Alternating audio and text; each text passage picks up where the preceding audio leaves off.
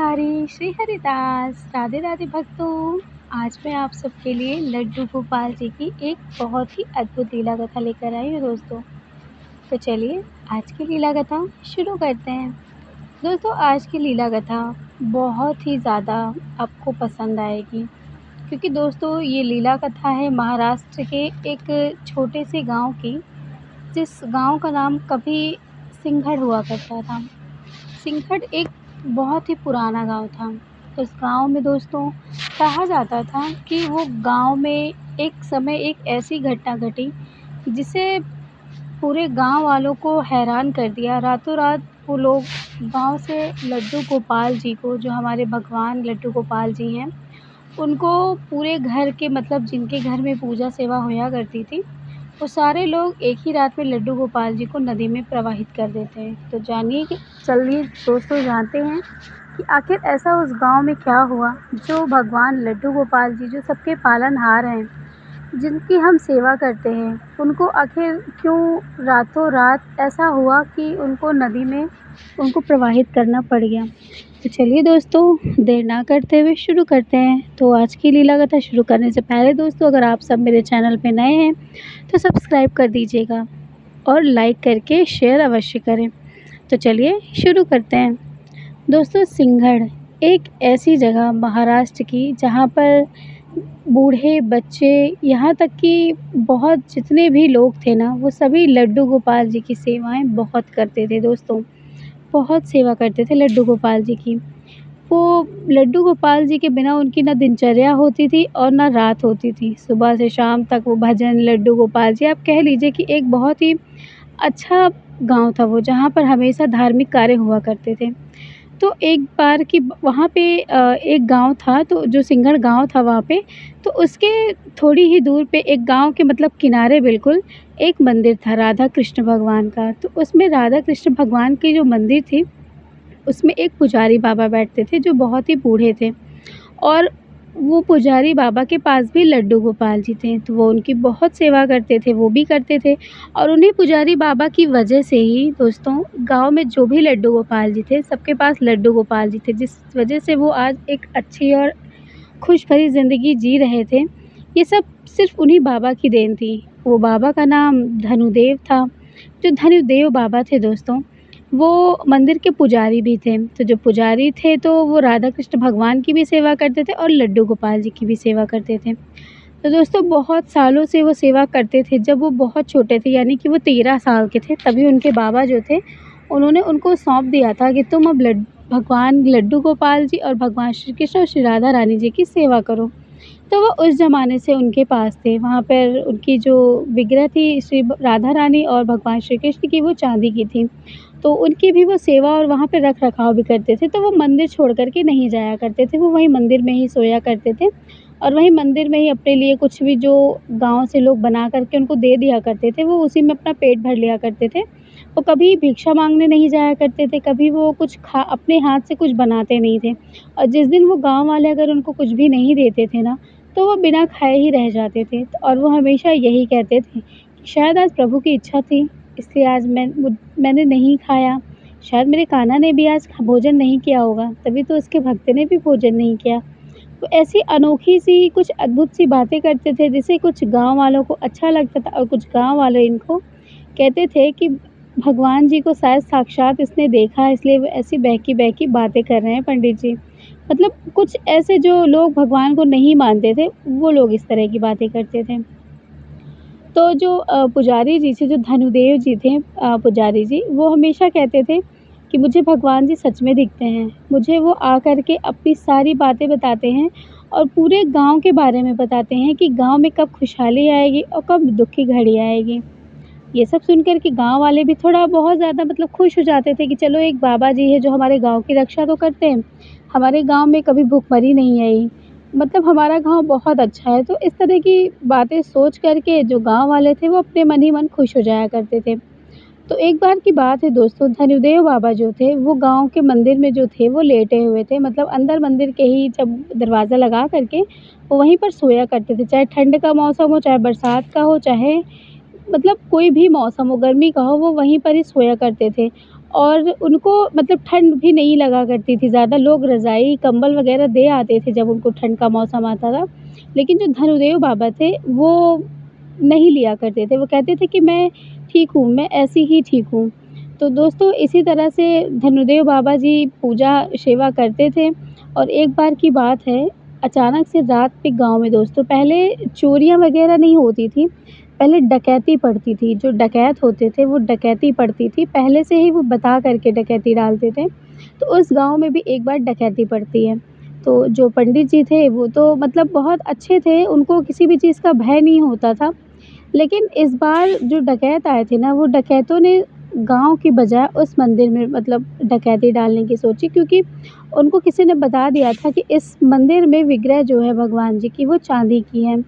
अब उन्होंने ये सोच कर के सोचा कि बस हम चाँदी की जो है विग्रह हम वो उठा लेंगे। तो वो पहुँचते हैं जो डकैत थे, 8 से 10 लोग थे, वो मुँह पे कपड़ा बाँधे हुए थे काला कलर का।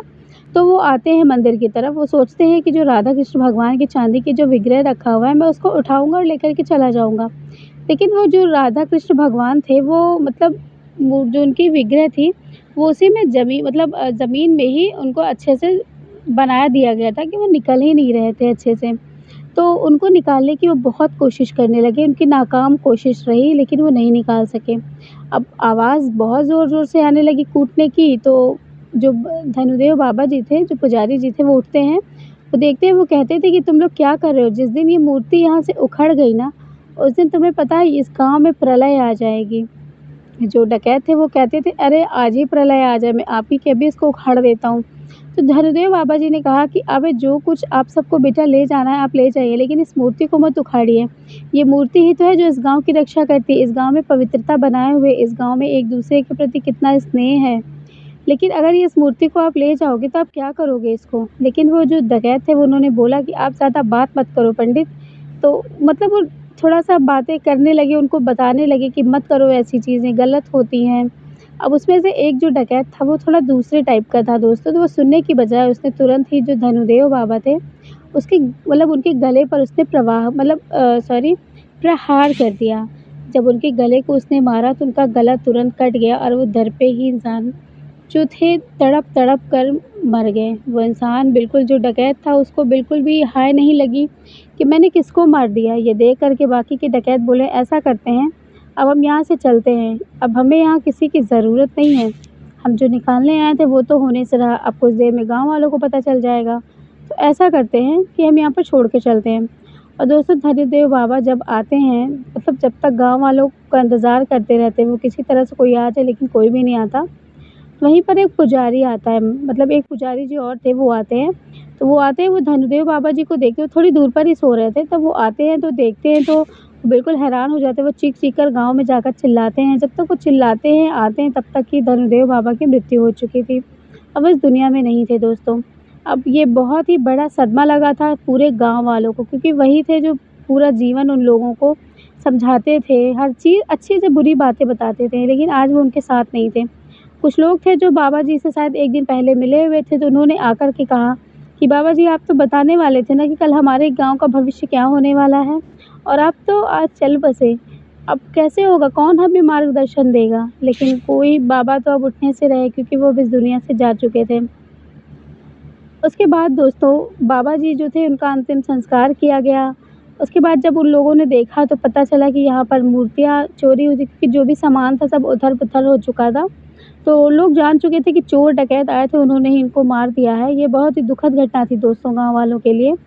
फिर गाँव वाले वहाँ से मतलब जो लड्डू गोपाल मतलब उनको ले जाते हैं, लड्डू गोपाल जी को अपने पास रख लेते हैं और जो उनका मतलब शरीर होता है उसका दाह संस्कार करते हैं। सारा कुछ विधि-विधान से करने के बाद फिर वो जो लड्डू गोपाल जी थे अब वो मंदिर में रख देते हैं, स्थापित करा देते हैं। लेकिन फिर कुछ लोग थे, अब कोई उनकी सेवा करने वाला नहीं था। कुछ लोग कहते थे कि इनकी सेवा यहीं पर करो आकर के, लेकिन गाँव वाले कहते थे कि अब ये गाँव के बिल्कुल किनारे पर मंदिर है, हमें आने-जाने में वक़्त लग सकता है, तो लेकिन हम कैसे करेंगे?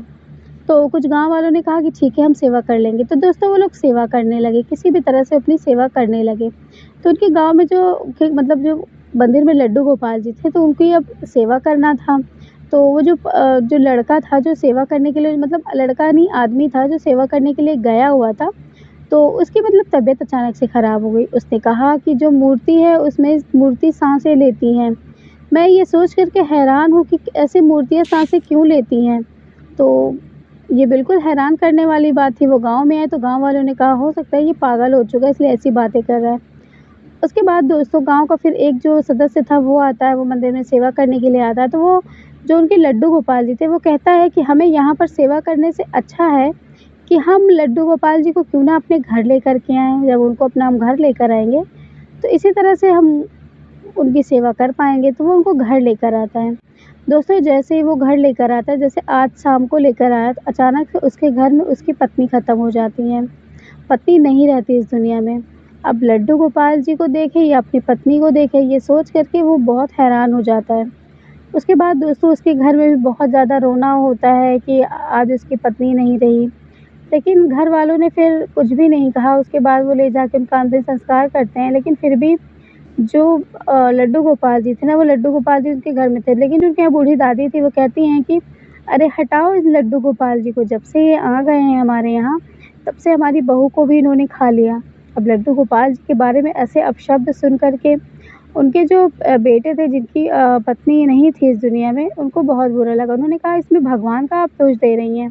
वो कहती हाँ, भगवान का ही दोष है। इसी तरह से दोस्तों वो फिर से मंदिर में उनको बिठा दिया जाता है। लेकिन कुछ दिनों के बाद फिर से गाँव के ही एक औरत होती है, वो लड्डू गोपाल जी को लेकर आती हैं। दोस्तों वो जैसे ही लेकर के आती हैं, वैसे ही उनके घर में जो उनकी सासू माँ थी, वो भी मतलब मर जाती हैं अचानक से। उनको क्या हो जाता है ये खुद भी नहीं पता। तो इसी तरह से दोस्तों हर कोई जब लड्डू गोपाल जी को लेकर के उनकी पूजा सेवा करता, तो उसके साथ कुछ न कुछ ऐसी अनहोनी घटना घटित ही होती, जिससे उन लोगों को बहुत ज़्यादा परेशानी होती थी। लेकिन अब कोई कर भी क्या सकता था? लड्डू गोपाल जी थे, भगवान थे, उनसे कोई कैसे मुँह मोड़ सकता था? तो इन लोगों ने सब लोगों ने निर्णय लिया कि हम अब लड्डू गोपाल जी की सेवा नहीं करेंगे। और दोस्तों उन्होंने लड्डू गोपाल जी को ले जा कर के वहीं जिस मंदिर में राधा कृष्ण भगवान थे, वहीं पर उन्होंने एक बक्से में बंद करके रख दिया। तो दोस्तों जब बक्से में बंद करके रख दिया, तो उस दिन से कोई भी जितना गाँव वाले थे ना, कभी वो सुकून से चैन से साँस लेकर जी नहीं पाए थे। हर रोज़ उनके सपने में आते लड्डू गोपाल जी और वो कहते कि मुझे बाहर निकालो, मुझे इस बक्से से बाहर निकालो, मुझे अंदर क्यों बंद किया हुआ है, मैंने क्या किया है? लेकिन दोस्तों कोई भी सुनने के लिए तैयार नहीं था, किसी को समझ नहीं आ रहा था कि वो इस तरह के सपने उसे क्यों आ रहे हैं। लेकिन फिर एक बार एक गाँव का मतलब आदमी था, उसका नाम शिव था।